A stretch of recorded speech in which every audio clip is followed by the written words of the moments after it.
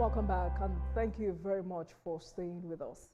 Governor Fintiri of Adamawa State has officially joined the ruling All Progressives Congress APC. In a statewide broadcast on Friday, the governor announced his defection from the People's Democratic Party, accompanied by members of his cabinet and key stake officials. He described the move as a step in the developmental interest of Adamawa residents. The shift increases the number of APC-controlled states to 30 out of Nigeria's 36, while the PDP's influence now remains limited to Oyo State, Bauchi, and Zamfara State, while Anambra remains under the ABGA, that's All Progressives Grand Alliance.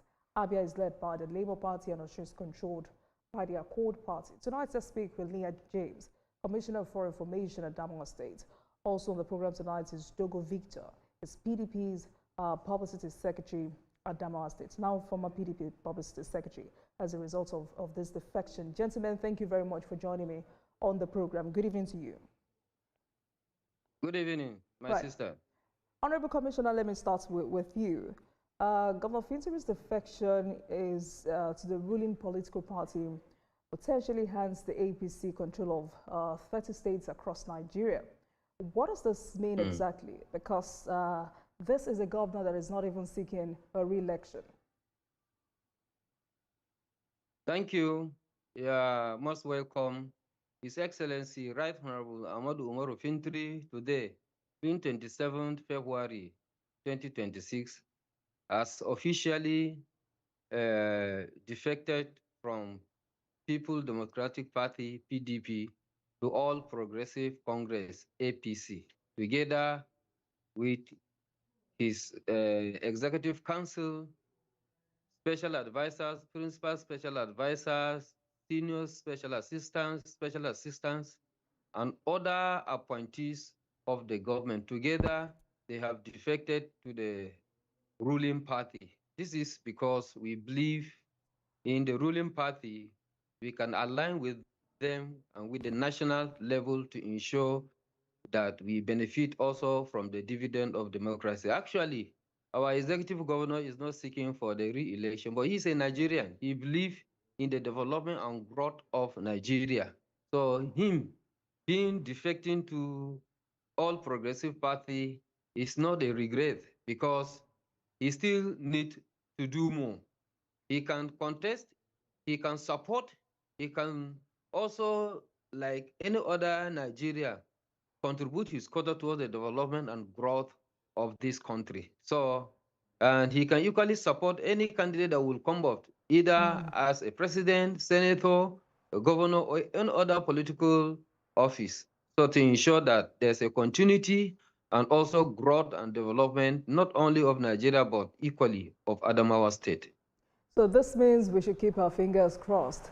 But when former Deputy Governor Crowder Seth left the PDP for the APC, it was a major issue. And now I'm wondering how events would play out. Now that Governor Fintiri is now in the APC, what message does this send to party members who remained loyal when others left? No, the issue of the former Deputy Governor, I think he expresses his opinion that time, and governor did not say anything in respect to his defection.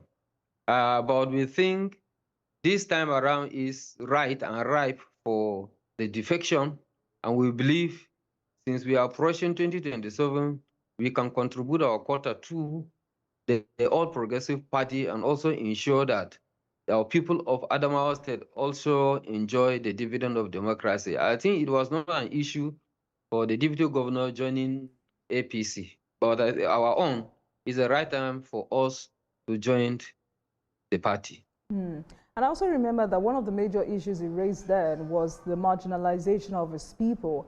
I wonder if that has been addressed, even as he left the party. I think this is an opinion. Marginalization of an individual, of a person, I think is subjective or relative.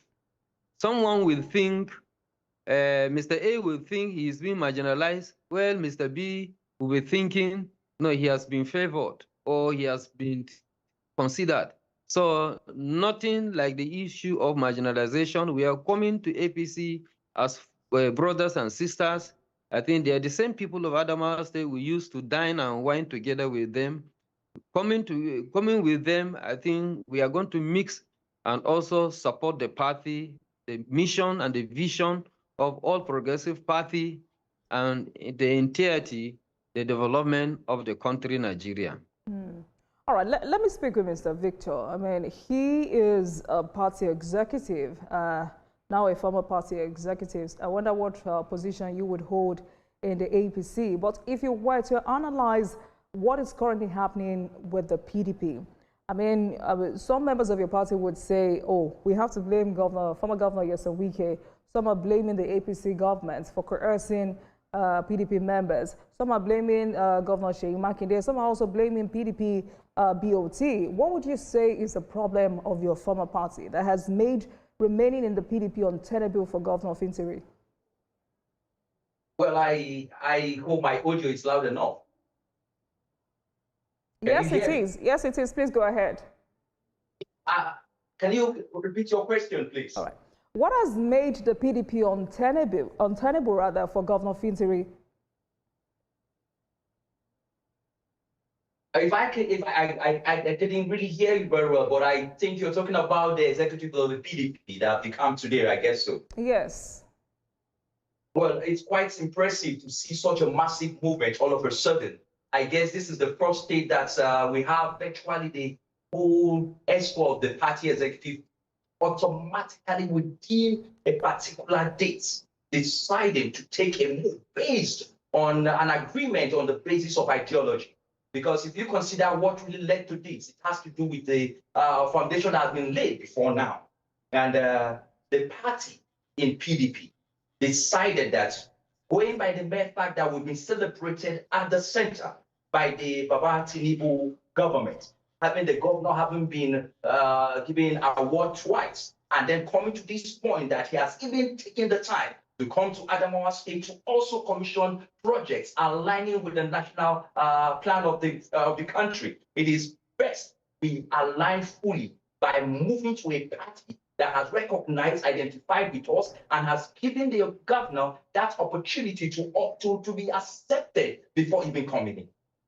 Mr. Victor, just to be clear, are you still the publicity secretary of the PDP in Adamawa State? As I speak to you right now, I have resigned from being the PDP publicity secretary. As we speak, I am now no longer a member of the PDP. And I must say clearly, you know, most of the times I hear people argue as it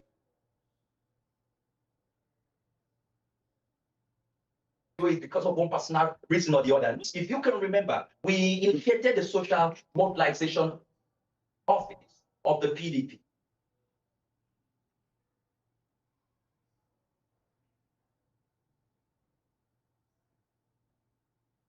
Mr. Vic, all right. Mr. Commissioner, let me come back to you. This is a major political shift ahead of the presidential election, with the governorship. And then on the party. Mr. Victor, can you hear me? Sorry. No. Yes, I'm having a little problem with the audio, but I guess I'm picking it up right now properly. Can you take your question again, please? All right, because we lost you for a minute. Now, how much of a big blow? Okay. How much of a big blow is this to former Vice President Atiku Abubakar? Do you agree with those who say if a politician is not so popular at home, he has no business selling its candidates into outsiders?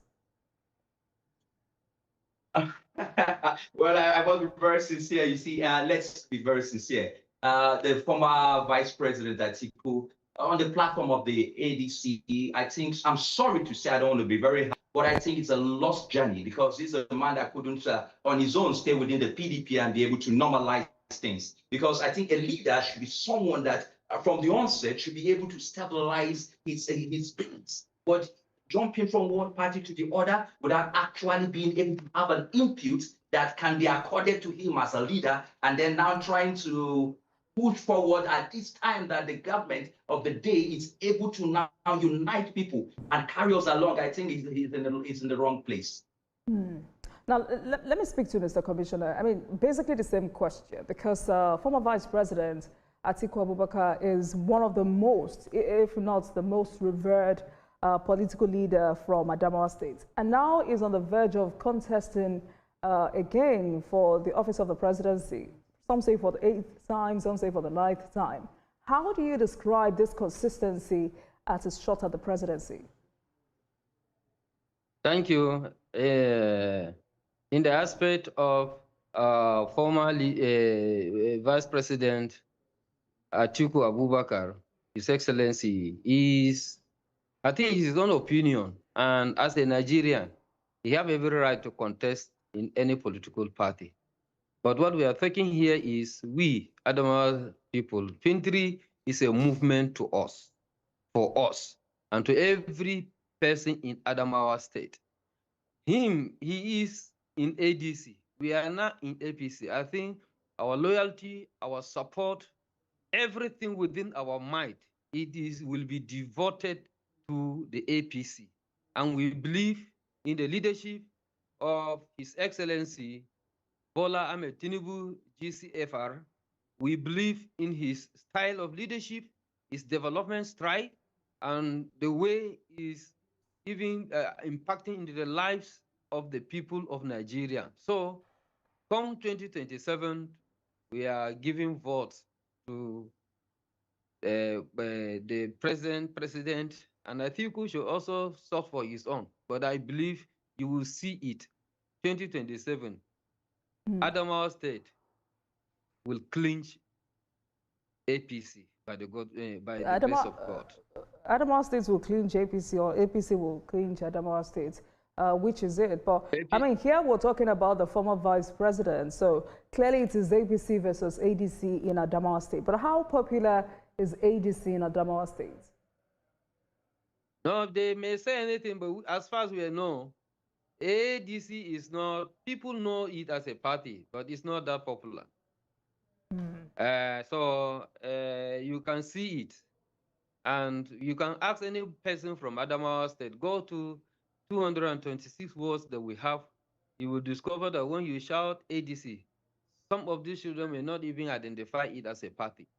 So, but they identify with former Vice President Atiku Abubakar. Of course, that was when he was in PDP, and that time all of us are in PDP. But now we are focusing on APC, and we ensure that we embark on this campaign from all angles of Adamawa State. We ensure that all the 226 wards, APC will come up victorious. But I mean, if we were to speak on his popularity, would you say that his brand is still expanding nationally, or has it plateaued? Do you agree with some of his supporters who say the debate over who should carry the opposition banner in 2027 must be guided by political reality, not ethnic sentiments or social media noise? You know, I think I'm pleased with your question, but you know, if I'm his advisor, I know what to tell him. But you know, what would you tell him? What would you tell him? I'm not supporting APC. I'm not supporting ADC. APC is my focus. APC is my determinant. APC is what I'm focusing on. I believe in the consistency in leadership, but he has changed his focus to ADC. Right now, I'm focusing on how to win election for Bola Ahmed Tinubu GCFR from 2023. ADC should do whatever they want to do, but we know we're coming up victorious. All right. Let me go to Mr. Victor. How would you say the residents of Adamawa State have received this, I don't know if I should call it sudden movement, sudden political alignment? And how would this new alignment, what would it say, or what would it do to the political shift in Adamawa State? Well, I must be very sincere with you. You see, politics is a game of numbers. And from the onset, there has been this abuse of the minds of the persons in Adamawa State, that probably it has to be a particular person from a particular place. But you see, when the movement started and it was decided that the governance should move southwards, and everybody embraced the idea of Baba Tinubu coming on board, you discover that it has changed the mindset of the people of Adamawa. And it's more or less like a tsunami. All of a sudden, they are awakening, and there's a For staying with us, everyone. Tonight, our focus is on Adamawa State as Governor Fintiri officially defects to the ruling party, the All Progressives Congress. And on the program with me tonight is Commissioner for Information at Adamawa State, Ilya James. Also on the program is former Publicity Secretary of the PDP in Adamawa State, Dogo Victor. Now, on the program tonight to tell Nigerians why the governor took that decision and what do the residents of Adamawa State stand to gain in all of this. Thank you very much for staying with me, gentlemen. Quickly, let me go back to Mr. Commissioner. I mean, what exactly would you say the residents of Adamawa State stand to gain from this alignment with the center? Thank you. The people of Adamawa State are happy. They are elated. In fact, from this morning when Governor made his press release, you see people calling that they are joining his team. Everybody is resigning. You go to the villages now, and even in the town, you see resignation everywhere. So people are happy. You know, the governor has done a lot. He has impacted in all sectors of our lives in Adamawa State. Infrastructures put in place, health, education, just mention it. Every sector, he touched almost every sector. So you cannot, you can see the way people are trooping now in APC. Everybody is eager to join. I want to believe within few days, you will see massive turn up to the party. People are happy. I can testify this. All right. Quickly, let me get your perspectives on these two northern elites who have been in the news recently. There is NSA Ribado, who is an Adamawa-born figure and now serves as NSA under this government. There's also Malam El-Rufai, who has repositioned himself outside former APC leadership structure. This rivalry, this decade-long rivalry, is this partly about regional influence within the North? Does this conflict reflect generational tensions in Northern political leadership? What's your take? I don't think it is a problem. Malam Nu Ribado is a stakeholder in APC, whether we like it or not, and he's played a very good role in the Nigerian settings generally. I think El-Rufai is just making noise in the sense that because he's not in the center of the government, so he's trying to cause distraction. I don't think people, the northern Nigerian, and even NSA should listen to this distraction. They should be focused on the security issues. They should be focused in the development of Nigeria. And I believe in few days to come, El-Rufai will come and even join APC because he has started with APC. I believe he will end with APC. It's not our problem at all. If you come to northern Nigeria, these challenges or crisis between them is not a challenge at all. And I'm also implying that the NSA should focus on Nigeria and forget about any noise that can come from any quarter. The objectives of Nigeria is better than the problem of an individual. All right, Mr. Victor, do you agree with him when he says this is mere distraction and that Nigerians should not pay attention to it? Again, how does this crisis, this feud affect the perception of northern cohesion nationally? I would sincerely tell you that there is already a movement that is faster than the abuses that have been pushed out to disabuse the minds of the people of the North from the reality on ground. Good governance precedes virtually every other thing on the table. So anyone that thinks he will push out there any ideology that is outside the realities on ground of what people are seeing, the Naira has already gone down. It's not as high as it used to be to the dollar. You have virtually a transformation of the developments that are taking place and a lot of things that we have to show on the table. You cannot distract us any longer. The North has moved away from that mindset. The North has moved from that, school of thought that you have to bring up something to get sympathy, to dissuade the people. It's no longer taking place in the North.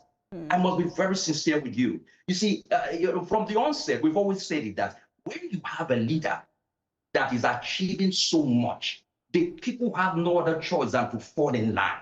And that is exactly what has happened in Adamawa State. For a whole party to collapse its system in a state and move alongside the movement Mr. behind Adamawa, I hear you. I hear you, but this has become a national issue. So what message does this crisis send about northern political unity and leadership discipline to the rest of Nigeria? Let me be that's what I keep saying. You see, most of the time it's like there is a kind of a thought in the minds of people that are not within the North.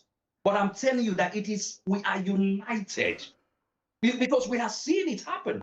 It's just that our masses initially in the past were being told the wrong things because they were not opportune to get the right information. But I think we are now dissipating this information and cascading it down to the units. And this is exactly what is playing out. You see, for what has happened in Adamawa State is an example to tell you that there's unity. When the governor went out and spoke to the persons, to the people in the streets, he asked them, what should we do?